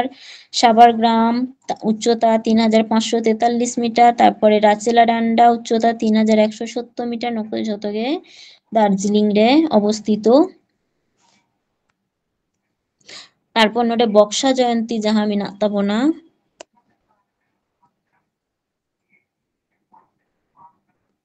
বক্সা জয়ন্তী ᱫᱚ আলিপুরদুয়ার জেলা রে ᱱᱚᱣᱟ পর্বত শ্রেণী মেনাᱜ ᱛᱟᱵᱚᱱᱟ দার্জিলিং কার্সিয়াং রেঞ্জ রে দার্জিলিং জেলার পর্বত শ্রেণী ᱠᱚ ᱡᱟᱦᱟᱸ তারপরে সিঙ্গালীলা পর্বত শ্রেণী দার্জিলিং জেলা ᱨᱮᱜᱮ ᱱᱚᱰᱮ ᱜᱮ সান্দাকফু মেনাᱜ ᱛᱟᱵᱚᱱᱟ। ᱱᱚᱜᱼᱚᱭ ᱡᱮᱢᱚᱱ ᱧᱮᱞ ᱠᱮᱫᱟ ᱵᱚᱱ ᱡᱮ ᱯᱚᱥᱪᱤᱢ ᱵᱚᱝᱜᱚ ᱨᱮᱱᱟᱜ ᱡᱷᱚᱛᱚ ᱠᱷᱚᱱ সর্বোচ্চ সিংহ ᱫᱚ ᱦᱩᱭᱩᱜ ᱠᱟᱱ ᱛᱟᱵᱚᱱᱟ সান্দাকফু। তারপরে চোলা রেঞ্জ ᱡᱟᱦᱟᱸ ᱚᱱᱟ ᱦᱚᱸ দার্জিলিং জেলা রেগে মেনাᱜ ᱛᱟᱵᱚᱱᱟ। তারপর পশ্চিমবঙ্গ ᱨᱮᱱᱟᱜ কিছু প্রধান হ্রদ ᱠᱚ ᱧᱮᱞᱟᱵᱚᱱ যেমন রবীন্দ্র সরোবর, ᱱᱚᱣᱟ ᱫᱚ ᱠᱳᱞᱠᱟতা ᱨᱮ ᱢᱮᱱᱟᱜ ᱛᱟᱵᱚᱱᱟ ᱡᱟᱦᱟᱸ ᱫᱚ ᱞᱟᱦᱟᱛᱮ ঢাকুরিয়া হ্রদ নামে পরিচিত তাহেᱸ কানা। ᱱᱚᱣᱟ ᱫᱚ ᱢᱤᱫᱴᱮᱱ কৃত্রিম হ্রদ অর্থাৎ হর আবো হর দ্বারা মাগ কাতে ᱱᱚᱣᱟ ᱫᱚ মানুষ সৃষ্টি কানা অর্থাৎ প্রাকৃতিক ভাবে ᱫᱚ ᱱᱚᱣᱟ ᱫᱚ সৃষ্টি ᱫᱚ ᱵᱟᱝ ᱠᱟᱱᱟ। তারপরে রসিক বিল ᱡᱟᱦᱟᱸ ᱫᱚ ᱵᱟᱰᱟᱭᱟᱵᱚᱱ কোচবিহার জেলা রে মেনাᱜᱼᱟ। তারপরে মিরিক লেক ᱡᱟᱦᱟᱸ ᱫᱚ দার্জিলিং জেলা ᱨᱮᱱᱟᱜ ᱱᱚᱣᱟ ᱫᱚ প্রাকৃতিক হ্রদ অর্থাৎ ᱟᱡ ᱛᱮᱜᱮ সৃষ্টি কানা। তারপরে সাঁতরাগাছি ᱡᱟᱦᱟᱸ ᱱᱚᱣᱟ ᱫᱚ হাওড়া জেলা রে মেনাᱜᱼᱟ। তারপরে সেঞ্চল হ্রদ ᱡᱟᱦᱟᱸ ᱱᱚᱣᱟ ᱦᱚᱸ যেমন গুরুত্বপূর্ণ হ্রদ ᱡᱟᱦᱟᱸ ᱫᱚ জলজ জীব আর পাখির জন্য বিখ্যাত। জোড়া পুখরি জোর পুখরি ᱱᱚᱣᱟ ᱫᱚ দার্জিলিং রে মেনাᱜ ᱛᱟᱵᱚᱱᱟ। ঝিল্লি হ্রদ ᱡᱟᱦᱟᱸ ᱱᱚᱣᱟ ᱫᱚ ঝাড়গ্রাম জেলা রে মেনাᱜᱼᱟ। ᱱᱚᱣᱟ ᱦᱚᱸ প্রাকৃতিক হ্রদ কানা। তারপরে পূর্ব কলকাতা ᱨᱮᱱᱟᱜ জলভূমি ᱡᱟᱦᱟᱸ ᱱᱚᱣᱟ ᱫᱚ কলকাতা ᱨᱮᱱᱟᱜ ᱡᱷᱚᱛᱚ ᱠᱷᱚᱱ ᱢᱟᱨᱟᱝ জলভূমি কানা। ᱱᱚᱰᱮ বিভিন্ন রকম চেড়ে ᱠᱚ ᱢᱮᱱᱟᱜ ᱠᱚᱣᱟ ᱩᱱᱠᱩᱣᱟᱜ আশ্রয়স্থল কানা। আর পুরুলিয়া রেᱫᱚ সাহেব বাঁধ মেনাᱜ ᱛᱟᱵᱚᱱᱟ। তারপর আবো পশ্চিমবঙ্গ ᱨᱮᱱᱟᱜ জলবায়ু যদি আবো ᱵᱚᱱ ᱧᱮᱞᱟ ᱡᱮ ᱱᱚᱰᱮ ᱫᱚ সাধারণত মোটামুটি আবো খেয়াল লেখান আবো ᱧᱮᱞᱟᱵᱚᱱ যে নডে গ্রীষ্মকাল শুষ্ক গ্রীষ্মকাল আর্দ্রকাল তারপরে শরৎকাল শীতকাল নোয়া কো আর বসন্তকাল হেমন্তকাল দ সামান্য কিছুদিন স্থায়ী নোয়া কো পুনিয়া যাহা যেমন শুষ্ক গ্রীষ্মকাল আর্দ্র গ্রীষ্মকাল শরৎকাল শীতকাল নোয়া কোগে সাধারণত বেশি পরিলক্ষিতᱼᱟ। ᱱᱚᱰᱮ ᱫᱚ পশ্চিমবঙ্গ ᱨᱮᱱᱟᱜ জলবায়ু ᱱᱚᱰᱮ বিশেষ কোনো প্রভাব বানুᱜᱼᱟ ᱢᱮᱱᱫᱟᱭ পশ্চিমবঙ্গ ᱨᱮᱱᱟᱜ জলবায়ু নিম্নলিখিত বৈশিষ্ট্য ᱧᱮᱞᱚᱜᱼᱟ। ᱱᱚᱰᱮ যেমন পশ্চিমবঙ্গ ᱨᱮᱱᱟᱜ গ্রীষ্মকাল যাহা আর্দ্র গ্রীষ্মকাল ᱫᱚ আর্দ্র শীতকাল শুষ্ক। ᱱᱚᱰᱮ ᱢᱮᱱᱫᱟᱭ যে গ্রীষ্মকালে সমুদ্র ᱨᱮᱱᱟᱜ স্থলভাগ সেক ᱠᱷᱚᱱ বায়ু প্রবাহিতᱼᱟ অর্থাৎ হয় তাই সমুদ্রের জলীয় বাষ্পপূর্ণ বায়ু যেহেতু প্রবাহিত হচ্ছে তাই গ্রীষ্মকাল আর্দ্র প্রকৃতির হয়। আর শীতকালে রেᱫᱚ ᱚᱱᱟ ᱨᱮᱱᱟᱜ ঠিক বিপরীত অবস্থা ᱦᱩᱭᱩᱜᱼᱟ অর্থাৎ স্থলভাগ সেক ᱠᱷᱚᱱ জলভাগ ᱥᱮ বায়ু প্রবাহিতᱼᱟ। ᱚᱱᱟ জন্যে ᱱᱚᱣᱟ বায়ু রে জলীয় বাষ্প বাᱝ ᱛᱟᱦᱮᱸ ᱠᱟᱨᱚᱱ ᱛᱮ বায়ু ᱠᱚ শুষ্ক প্রকৃতির ᱦᱩᱭᱩᱜᱼᱟ। ᱱᱚᱰᱮ ᱢᱮᱱᱫᱟᱭ জলবায়ু ᱨᱮᱱᱟᱜ অন্তর্গত পশ্চিমবঙ্গ রেᱱᱟᱜ ᱡᱷᱚᱛᱚ ᱠᱷᱚᱱ উষ্ণতম স্থান পশ্চিম বর্ধমান রেᱱᱟᱜ আসানসোল আর শীতলতম স্থান ᱫᱚ ᱦᱩᱭᱩᱜ ᱠᱟᱱ ᱛᱟᱵᱚᱱᱟ দার্জিলিং রেᱱᱟᱜ সান্দাকফু। উষ্ণতম ᱫᱚ ᱦᱩᱭᱮᱱ ᱛᱟᱵᱚᱱᱟ আসানসোল, শীতলতম দার্জিলিং রেᱱᱟᱜ সান্দাকফু, শুষ্কতম ᱫᱚ পুরুলিয়া আর শুষ্কতম জেলা ᱫᱚ যদি ᱠᱚ ᱢᱮᱛᱟᱵᱚᱱᱟ যে পুরুলিয়া ᱦᱩᱭᱮᱱ ᱛᱟᱵᱚᱱᱟ আর স্থান যদি ᱠᱚ ᱢᱮᱛᱟᱵᱚᱱᱟ যে জায়গা অকারে ᱚᱱᱟ ᱫᱚ বীরভূম রেᱱᱟᱜ ময়ূরেশ্বর আর ঝᱚᱛᱚ ᱠᱷᱚᱱ বেশি দাᱜ ᱡᱟᱹᱲᱤ ᱦᱩᱭᱩᱜ ᱠᱟᱱ ᱛᱟᱵᱚᱱᱟ আলিপুরদুয়ার জেলা রেᱱᱟᱜ বক্সা ডুয়ার্স যাহা ᱚᱸᱰᱮ। তারপর নডে যেমন আবো ᱧᱮᱞᱟᱵᱚᱱ কিছু পশ্চিমবঙ্গ রেᱱᱟᱜ বৃহত্তম দীর্ঘতম উচ্চতম ব্যস্ততম যাহা কো ওনা কো মধ্যে আবো কিছু ᱧᱮᱞᱟᱵᱚᱱ। নডে যেমন পশ্চিমবঙ্গ রেᱱᱟᱜ উচ্চতম স্থান যাহা সান্দাকফু। তারপর নডে পশ্চিমবঙ্গ রেᱱᱟᱜ উচ্চতম রেল স্টেশন নোয়া ᱫᱚ ঘুম রেল স্টেশন ᱦᱩᱭᱮᱱ ᱛᱟᱵᱚᱱᱟ দার্জিলিং রে মেনাᱜ ᱛᱟᱵᱚᱱᱟ 2260 মিটার নোয়া রেᱱᱟᱜ দৈর্ঘ্য। তারপরে উচ্চতম পর্বত শৃঙ্গ সান্দাকফু ওনাগে হয়ে কান তাবনা উচ্চতম স্থান হ্যাঁ। উচ্চতম স্তম্ভ শহীদ মিনার, উচ্চতম স্মৃতিসৌধ ভিক্টোরিয়া মেমোরিয়াল, উচ্চতম সেতু রবীন্দ্র সেতু অর্থাৎ যাহা আবো হাওড়া ব্রিজ বন মেতাᱜ কানা ওনা। পশ্চিমবঙ্গের দীর্ঘতম সড়ক সেতু হয়ে কানা জয়ী সেতু যাহা ᱫᱚ তিস্তা নই চিতান রে মেনাᱜᱼᱟ। हावड़ा ब्रिज में अब बाडायाबन जहाँ भागीरथी हुगली नई उना चितान रे तारपर नोडे पश्चिम बंग ᱨᱮ बृहत्तम सड़क सेतु जहाँ दो कोलाघाट ब्रिज ओंडे रूपनारायण नई चितान रे मेनाआ पश्चिम बंगे दीर्घतम बा बृहत्तम जातीय सड़क जहाँ ग्रैंड टैंक रोड तारपरे बृहत्तम विश्वविद्यालय दो हयेन ताबोना कलकाता विश्वविद्यालय पश्चिम बंगे बृहत्तम स्टेडियम दो हयेन ताबोना स्वामी विवेकानंद युव भारती क्रीड़ांगन जहाँ सल्ट लेक स्टेडियम पश्चिम बंगेर बृहत्तम रेल सेतु दो हयेन ताबोना फराक्का रेल सेतु तारपर नोडे बृहत्तम विमानबंदर हयेन ताबोना नेताजी सुभाष चंद्र बोस आंतर्जातिक विमानबंदर जहाँ दो दमदम कलकाता बृहत्तम इस्पात कारखाना दुर्गापुर इस्पात कारखाना पश्चिम बंगेर बृहत्तम रेल स्टेशन दो हावड़ा रेल स्टेशन हयेन ताबोना नोडे टोटाल 23 टी प्लैटफर्म मेनाआ तारपरे पश्चिम बंगेर दीर्घतम रेलवे स्टेशन बा प्लैटफर्म जदि आबो बन जाला ओना दो खड़गपुर रेलवे स्टेशन हयेन ताबोना नोडेना माने टोटाल डिस्टेंस मेनाआ 1072.5 मीटर पश्चिम बंगेर दीर्घतम बांध दो फाराक्का बांध जहाँ दो मुर्शिदाबाद रे मेनाग ताबोना गंगा नई चितान रे 2245 मीटर दैर्घ्य तारपरे व्यस्ततम रेल स्टेशन दो शियालदा रेल स्टेशन कान ताबोना तारपरे नोडे उच्चतम बाड़ी साउथ सिटी मल पश्चिम बंगेर बृहत्तम मेला हयेग कान ताबोना गंगासागर मेला जहाँ दो दक्षिण 24 परगना रे हयेगा तारपरे पश्चिम बंगेर बृहत्तम ग्रंथागार दो जातीय ग्रंथागार जहाँ दो आलिपुरदुआर জেলা তারপরে পশ্চিমবঙ্গের বৃহত্তম অস্ত্র কারখানা তো মেনাগ তাবোনা ইছাপুর তারপরে পশ্চিমবঙ্গের বৃহত্তম মসজিদ ঘুটিয়ারি শরীফ তারপর নোডে যদি আবো নেলাবন পশ্চিমবঙ্গ রেনা বন্যপ্রাণী অভয়ারণ্য বন্যপ্রাণী অভয়ারণ্য নোডে যেমন বক্সা जहाँ दो जलपाईगुड़ी रे मेनागा बाघ हाथी नुकु को मेनाग कोआ प्रतिष्ठा साल हयेग काना 1986 तारपर যদি আবো নেলাবন চাপড়ামারি জলপাইগুড়ি নোডে যেমন চিতা ময়ূর হাতি বাঘ সম্বর কাকর হরিণ নুকু মেনাग कोआ 1998 साल रे प्रतिष्ठित लेना पक्षी बितान जहाँ जलपाईगुड़ी विभिन्न प्रजातिर रेन चेरे को मेनाग कोआ 2013 साल रे गठन लेना सजनेखाली जहाँ ओना दो दक्षिण 24 परगना गेडेको पानकौड़ी शंखचिल इगल कुमिर बन्य शुकर बाघ मराल भोंदर नुकु मेनाग कोआ 1976 साल रे गठन लेना तारपर हलिडे द्वीप जदि आबो बन नेला जे दक्षिण 24 परगना रे नोआ हो मेनागा चितल हरिण बुनो शुकर कुमिर मरकट नुकु को नेलोआ तारपर लथियान द्वीप दक्षिण 24 परगना चितल हरिण बानर बुनो शुकर बन बिड़ाल नुकु 1976 साले नोआ हो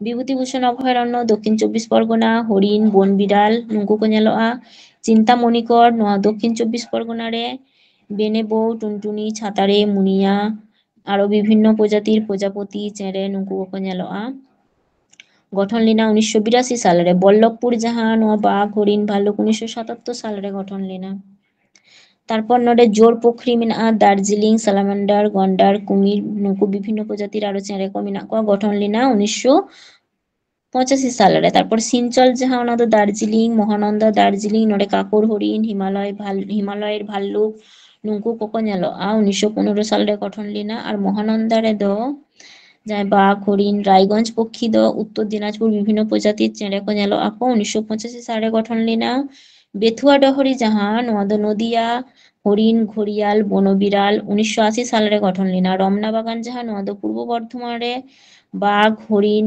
भाल्लुक लंगुर दो हयेग काना को बड़ो लेजुआरा जहाँ हारू पवन मेता को काना उनको 1981 साल रे गठन लेना नोडे आबो कटी नेल लागे बोन संक्षेपे पश्चिमबंग रे मोट अभयारण्य मेनाग ताबोना 15टी ओनागे आबो नेल किदा बोन और भारत रे टोटाल जदि आबो बोन नेला ताहले 573 टी मेनागा और जातीय उद्यान दो मेनाग ताबोना आबो पश्चिमबंग रे 6टी और जदि आबो मोट भारत रे नेलाबोन ताहले 106 टी और पश्चिमबंग रेना एकमात्र बायोस्फियर रिजार्व दो हयेग कान बायोस्फियर रिजार्व बा जीवमंडल संरक्षणागार दो हयेग कान ताबोना सुंदरबन बायोस्फियर रिजार्व जहाँ दो 1987 साल रे यूनेस्को वर्ल्ड हेरिटेज साइट हिसाब ते अंतर्भुक्त कादाय नोआ क्वेश्चन आदि समय जेमन एग्जाम करे आबोआ हिजुग ताबोन गिया जे सुंदरबन के कत ख्रिस्टाब्दे बा कत साले वर्ल्ड हेरिटेज साइट हिसाबे आख्या देওয়া হয় ताहले 1987 साल हयेन ताबोना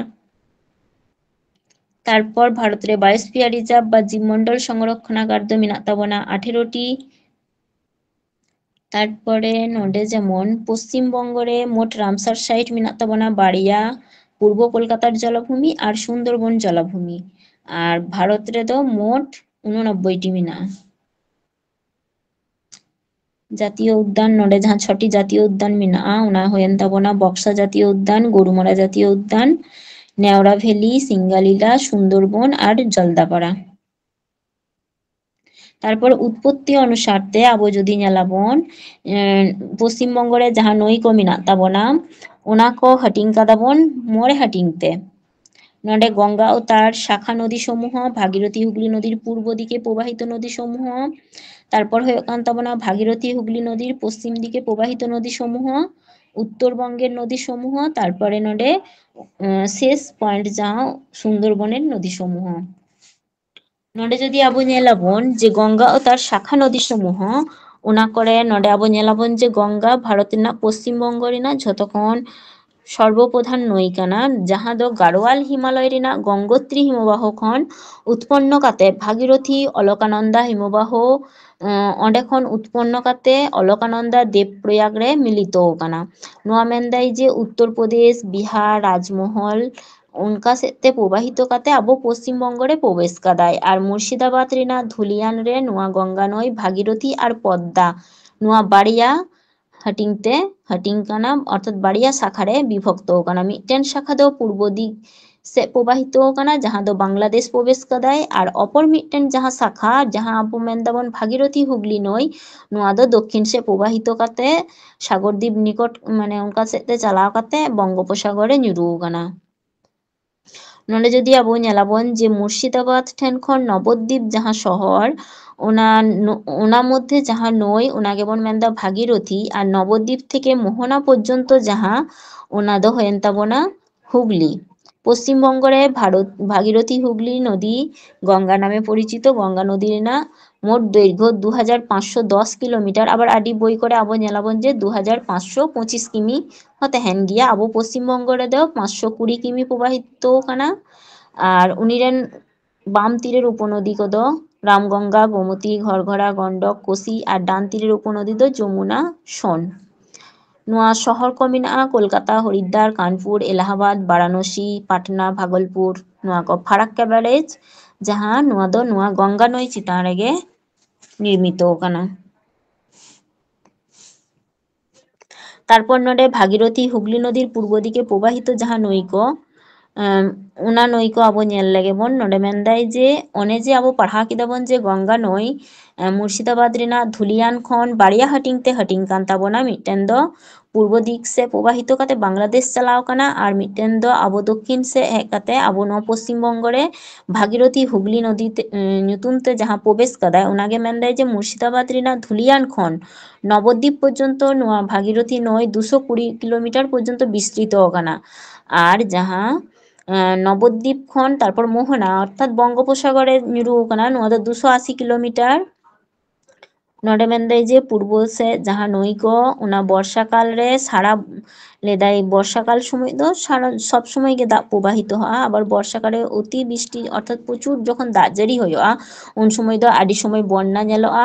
भागीरथी हुगली नई रेनाग जहां जलंगी, भैरवी, इच्छामती, माथाभांगा, चूर्णी, विद्याधरी नुआ को होयोग काना भागीरथी हुगली नदी रेनाग जहां पूर्व सेद रेनाग नई ओना को और नुआ बेसिर भाग गे मेनदाय पद्मा रेनाग शाखा नदी काना।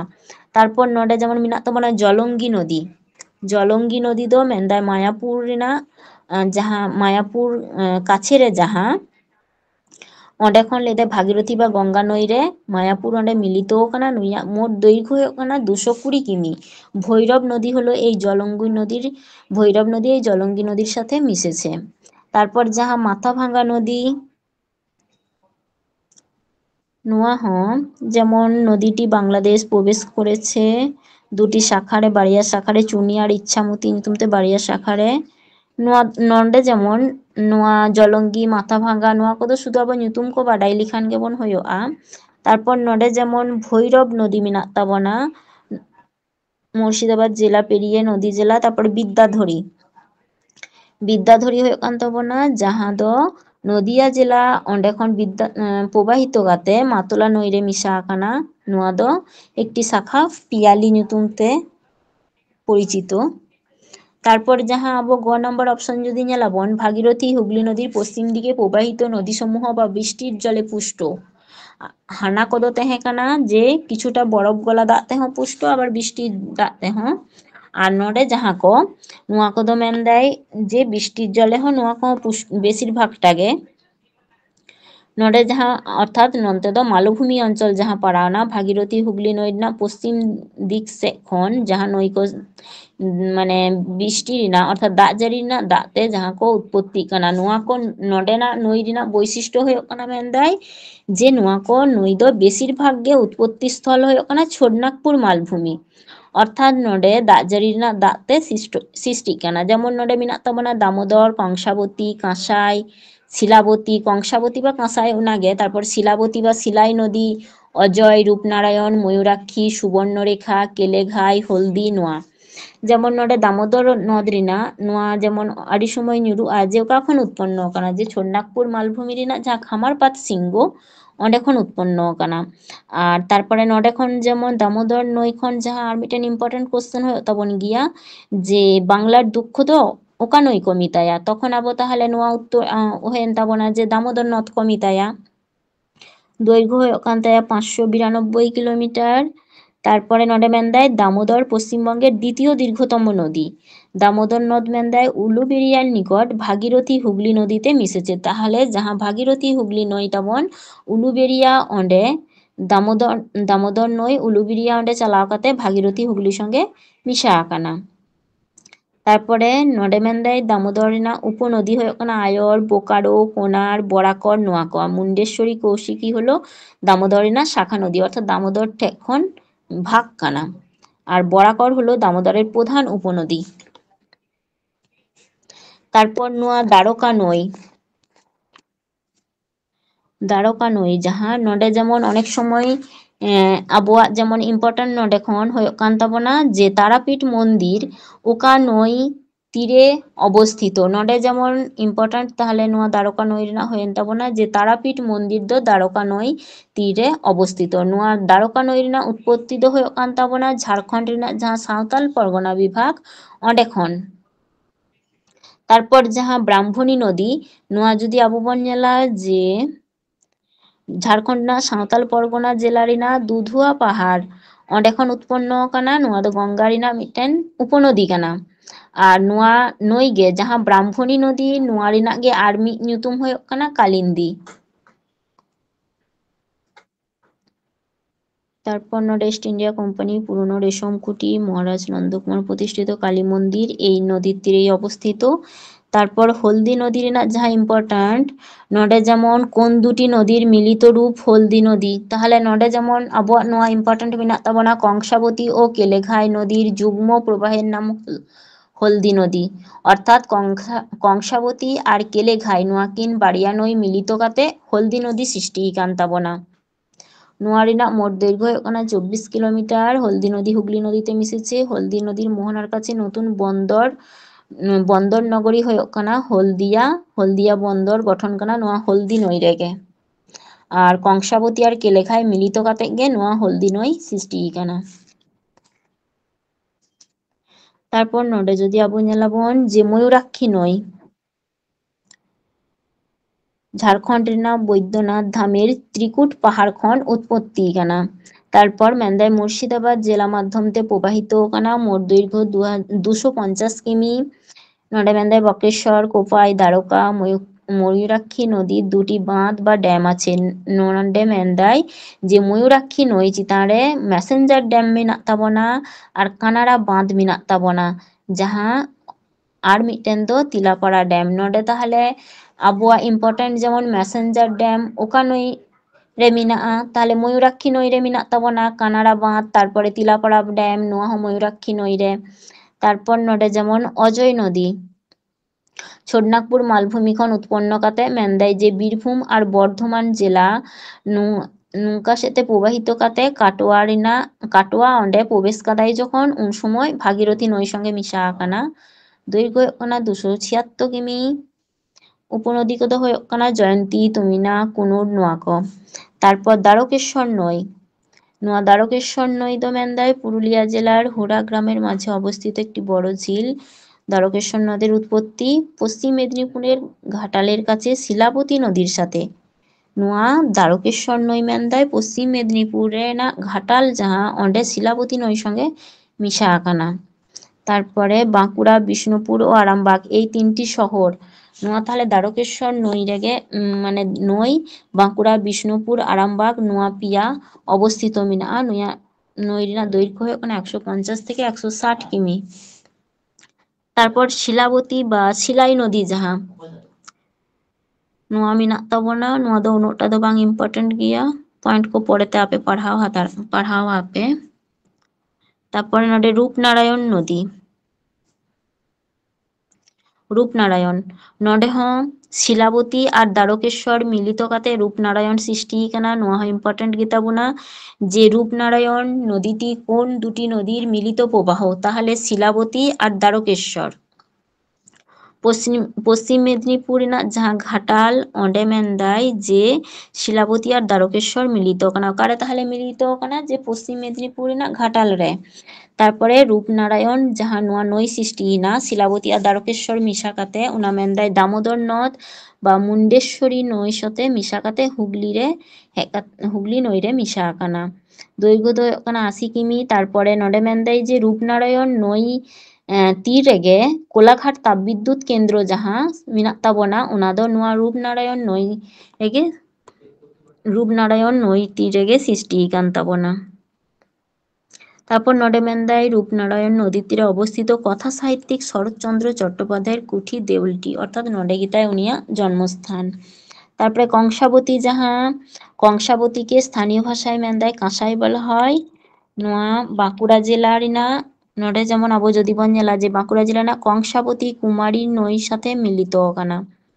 যাহা কুমারী নই ᱨᱮᱱᱟᱜ নোয়া ᱨᱮᱱᱟᱜ দৈর্ঘ্য ᱦᱩᱭᱩᱜ ᱠᱟᱱᱟ 465 কিমি। কেশপুর যাহা অন্ডে মেনদায় কংসাবতী দুটি শাখায় বিভক্ত হয়েছে। মিটেন শাখা দো মেনদায় রূপনারায়ণ সাথে মিশা আকানা আর মিটেন দো হুয়ুᱜ ᱠᱟᱱᱟ কেলেঘাই নই সাথে মিশা আকানা। তারপরে নোয়া কংসাবতী নই রে যাহা যেমন ইম্পর্টেন্ট মেনাᱜ তাবোনা মুকুটমণিপুরে মেনদায় কংসাবতী আর কুমারী নদী মিলিত কাতে কংসাবতী বাঁধ জলাধার যাহা নোয়া গঠন কানা। নডে যেমন নোয়া ইম্পর্টেন্ট গে তাবোনা। আর মেদিনীপুর শহর দো কংসাবতী নই তীর রেগে মেনাᱜᱼᱟ।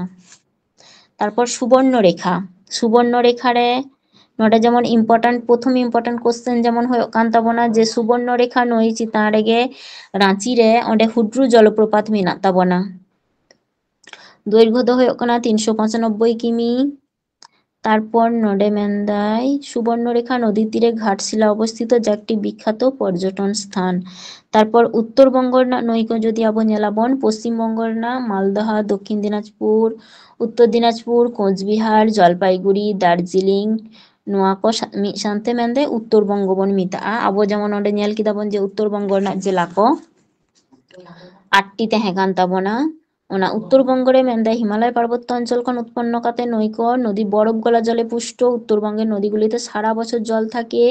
নদীগুলি খরস্রোতা, জলবিদ্যুৎ উৎপাদনে বিশেষ উপযোগী। তিস্তা, করতোয়া, জলঢাকা, মহানন্দা, বালাসন, তোরসা, সংকোচ, রায়ডাক, কালজানি, আত্রাই, পুনর্ভবা নোয়া ᱠᱚ ᱦᱩᱭᱩᱜ ᱠᱟᱱ ᱛᱟᱵᱚᱱᱟ উত্তরবঙ্গ ᱨᱮᱱᱟᱜ নই।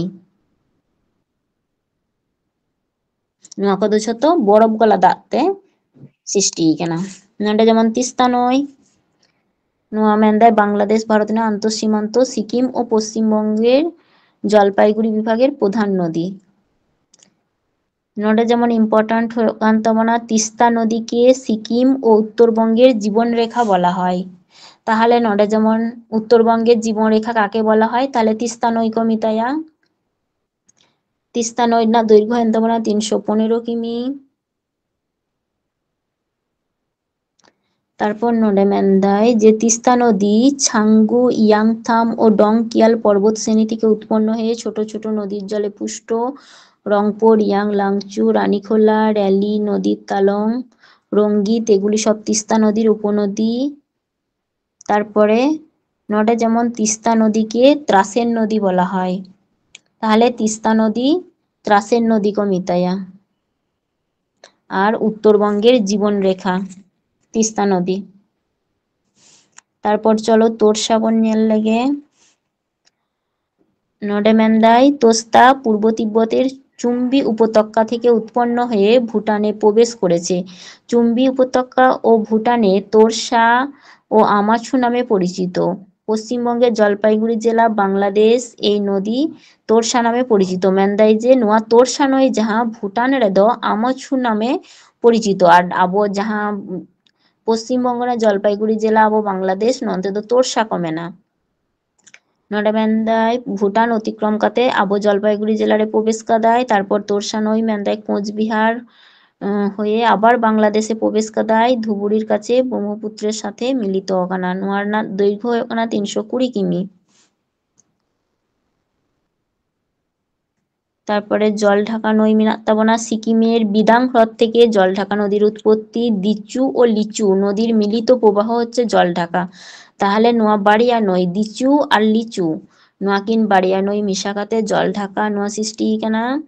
আর নোডে যেমন ইম্পর্টেন্ট কানা নোডেনাᱜ দৈর্ঘ্য 236 কিমি। উপনদী ইম্পর্টেন্ট বানুआ। নোডে যেমন গরুমারা অভয়ারণ্য যাহা ওনাদো নোয়া জলঢাকা নই ধারে রেগে অবস্থিত। তারপর নোডে যেমন কালজানি নোয়াদো ভুটান পাহাড় খন নির্গত কাতে আলাইকুড়ি আর বক্সা দুয়ার ওনা শহরে উৎপন্ন ডিমা নদী অর্থাৎ আলিপুর দুয়ারিনা উত্তরে কালজানি নই সঙ্গে মিশাকাতে কালজানি মানে অঁডে মিশাকাতে মেন্দায় কালজানি নিতুনতে নোয়া কোচবিহার জেলারে প্রবেশ কাদায়। আর নোয়া তোরসা নই সাথে নোয়া কালজানি নই ব্রহ্মপুত্র মিশাকাতে ব্রহ্মপুত্র নইরে নিরু কানা। আলিপুরদুয়ার শহর দ নোয়া কালজানি যাহা নই নোয়া তীরে অবস্থিত। তারপর মিনাত তাবনা রায়ডাক যাহা নই নোয়া নদী ভুটান রেদ মেন্দায় ওয়াংছু নামে পরিচিত। নডে যেমন ভুটান ও বাংলাদেশের মধ্য দিয়ে প্রবাহিত হয়ে তিব্বত ভুটান সীমান্ত চুমালহরি যাহা পর্বত শৃঙ্গ মেন্দা হিমবাহ খন উৎপন্ন কাতে ভুটান মধ্য দিয়ে প্রবাহিত কাতে জলপাইগুড়ি জেলারে প্রবেশ কাদায়। তারপরে পরবর্তীকালে রায়ডাক পশ্চিমবঙ্গের আলিপুর জেলার ডুয়ার্সে প্রবেশ করে কোচবিহার জেলার উপর দিয়ে প্রবাহিত হয়। বাংলাদেশের কুড়িগ্রাম জেলার রায়ডাক ব্রহ্মপুত্র নদে মিশেছে। তার নোয়া নইরিনা মানে মোট দৈর্ঘ্য 610 কিলোমিটার। রায়ডাক নদীর গতিপথে একক দৈর্ঘ্য 370। নোয়া মেন্দায় আন্তর্জাতিক নৌকানা তীরে অবস্থিত থিম্পুনগর। তারপরে চুখা জলবিদ্যুৎ কেন্দ্র যাহা নোয়া রায়ডাক নই চিতান রেগে নির্মাণ কানা। তারপর মিনাত তাবনা মহানন্দা নোয়া 360 কিমি দৈর্ঘ্য। তারপরে মহানন্দা রিনা উপনদী হয়ে কান তাবনা কালিন্দী উপনদী হয়েন তাবনা পশ্চিম তীরিনা কালিন্দী দ। আর পূর্ব তীরিনা যদি বন জেলা টাঙ্গন পুনর্ভবা নোয়া ক মহানন্দার উল্লেখযোগ্য উপনদী। আর মহানন্দা বন্যপ্রাণী অভয়ারণ্য নোয়া হিমালয় রিনা পাদদেশ তিস্তা যাহা মহানন্দা নই রিনা তালারে অঁডেগে অবস্থিত। তারপর বালাসন নই নোডে যেমন নোডে উনোটা ইম্পর্টেন্ট দ বনুক তাবনা জাস্ট জোরপক্ষী বন্যপ্রাণী অভয়ারণ্য অকা নইরে নোয়া যেমন বালাসন নই। আর ডিস্টেন্সটা 18 কিমি।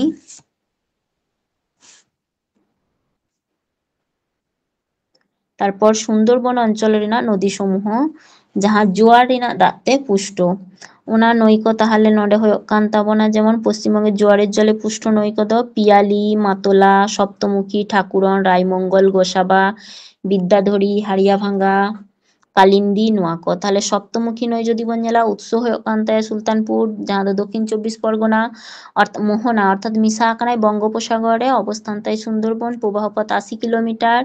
প্রবাহপথে নদীটি মুড়িগঙ্গা নদী এবং দেওগ্রা খালের সঙ্গে যুক্ত হয়েছে। তারপর যাহা পিয়ালি নই উৎস হয়ে কান্তায় বিদ্যাধরী নই খন মোহনা অর্থাৎ যাহারে চালাও কাতে মিশা কানায় ওনা হয়ে কানা মাতলা নই অবস্থান সুন্দরবন। তারপরে মাতলা নই উৎস হয়ে কানা হুগলি নদী অর্থাৎ যাহা ভাগীরথী হুগলি অঁডে খন সৃষ্টি কানা। মোহনা অর্থাৎ যাহারে চালাও কাতে মিশা কানায় বিদ্যাধরী নই রে। আর অবস্থান দ নোয়া মিনা ক্যানিং সুন্দরবন রে। নোয়া মাতলা নই চিতাঁরে মেন্দাই যে উপর 2113 ফুট দীর্ঘ সেতুটি ক্যানিং ও বাসন্তীকে যুক্ত করেছে। তারপর গোসাবা নই যাহা দ মাতলা নই আর রায়মঙ্গল নই ᱩᱛᱥᱚ ᱟᱨ ᱢᱳᱦᱚᱱᱟ ᱡᱟᱦᱟᱸ ᱨᱮ ᱪᱟᱞᱟᱣ ᱠᱟᱛᱮ ᱢᱮᱥᱟ ᱟᱠᱟᱱᱟᱭ ᱵᱚᱝᱜᱳᱯᱚᱥᱟᱜᱚᱨ ᱥᱩᱱᱫᱚᱨᱵᱚᱱ ᱨᱮᱱᱟᱜ ᱱᱟᱹᱭ ᱠᱟᱱᱟ ᱱᱚᱣᱟ ᱫᱚ, মাতলা ও রায়মঙ্গল নদীর মিলিত প্রবাহ ᱜᱮ ᱦᱩᱭᱩᱜ ᱠᱟᱱᱟ ᱢᱮᱱᱫᱟᱭ মাতলা আর রায়মঙ্গল নদী ᱨᱮᱱᱟᱜ মিলিত প্রবাহ ᱜᱮ ᱱᱚᱣᱟ গোসাবা নয়। আর মুড়িগঙ্গা ᱱᱚᱣᱟ ᱫᱚ সৃষ্টি ᱠᱟᱱᱟ হুগলি নয়, মোহনা ᱦᱩᱭᱩᱜ ᱠᱟᱱᱟ বঙ্গোপসাগর, সুন্দরবন আর সাগর দ্বীপ, বিদ্যাধরী নয় ᱱᱚᱣᱟ ᱫᱚ নদিয়া ᱡᱮᱞᱟ ᱨᱮᱱᱟᱜ ᱦᱚᱨᱤᱱ ᱜᱷᱟᱴᱟ ᱡᱟᱦᱟᱸ ᱚᱸᱰᱮ ᱠᱷᱚᱱ ᱥᱨᱤᱥᱴᱤ ᱠᱟᱱᱟ ᱟᱨ ᱪᱟᱞᱟᱣ ᱠᱟᱛᱮ ᱢᱮᱥᱟ ᱟᱠᱟᱱᱟ ᱡᱟᱦᱟᱸ রায়মঙ্গল নই রে। আর চন্দ্রকেতুগড় নদী বন্দরটি মেন্দাই ᱱᱚᱣᱟ বিদ্যাধরী নই রেগে মেনাᱜᱼᱟ। তারপরে রায়মঙ্গল নই ᱦᱩᱭᱩᱜ ᱠᱟᱱ ᱛᱟᱵᱚᱱᱟ উৎস ইছামতি নদী আর ᱡᱟᱦᱟᱸ ᱨᱮ ᱪᱟᱞᱟᱣ ᱠᱟᱛᱮ ᱢᱮᱥᱟ ᱟᱠᱟᱱᱟ ᱚᱱᱟ ᱫᱚ ᱦᱩᱭᱩᱜ ᱠᱟᱱᱟ বঙ্গোপসাগর, দৈর্ঘ্য হᱩᱭᱩᱜ ᱠᱟᱱᱟ 62 কিমি, বাংলাদেশ ভারতের আন্তঃসীমান্ত নদী। রায়মঙ্গল নদী নদীটির উপকূলীয় জোয়ার ভাটার নদী। তারপরে কালিন্দী নই যার উৎস হᱩᱭᱩᱜ ᱠᱟᱱᱟ ইছামতি নই, মোহনা, রায়মঙ্গল নদী অবস্থান সুন্দরবন আর দৈর্ঘ্য হᱩᱭᱩᱜ ᱠᱟᱱᱟ 55 কিমি। পশ্চিমবঙ্গ সম্পর্কে আপাতত আবহাওয়া ᱡᱟᱦᱟᱸ ᱠᱚ ইম্পর্ট্যান্ট ᱛᱟᱦᱮᱸ ᱠᱟᱱᱟ ᱚᱱᱟ ᱠᱚ ᱟᱵᱚ ᱧᱮᱞ ᱠᱮᱫᱟ ᱵᱚᱱ। পরে ᱡᱟᱦᱟᱱᱟᱜ ᱡᱩᱫᱤ ᱟᱨᱚ দরকার মানে আরো ᱱᱚᱰᱮ সঙ্গে আরো কিছু বাকি তাহেন তাবona ᱚᱱᱟ ᱫᱚ পরবর্তী কাল ᱨᱮᱱᱟᱜ ক্লাস করে ᱟᱵᱚ আলোচনায়াবন। মোটামুটি ᱡᱟᱦᱟᱸ ᱠᱚ ইম্পর্ট্যান্ট ᱜᱮ ᱛᱟᱵᱚᱱᱟ ᱚᱱᱟ ᱠᱚ ᱟᱵᱚ আলোচনা ᱠᱮᱫᱟ ᱵᱚᱱ। তাহলে তেহেনাᱜ ক্লাস ᱫᱚ ᱱᱚᱰᱮ ᱜᱮ ᱢᱩᱪᱟᱹᱫᱟᱵᱚᱱ। ᱥᱟᱱᱟᱢ ᱠᱚᱜᱮ ᱥᱟᱹᱜᱩᱱ ᱧᱤᱫᱟᱹ।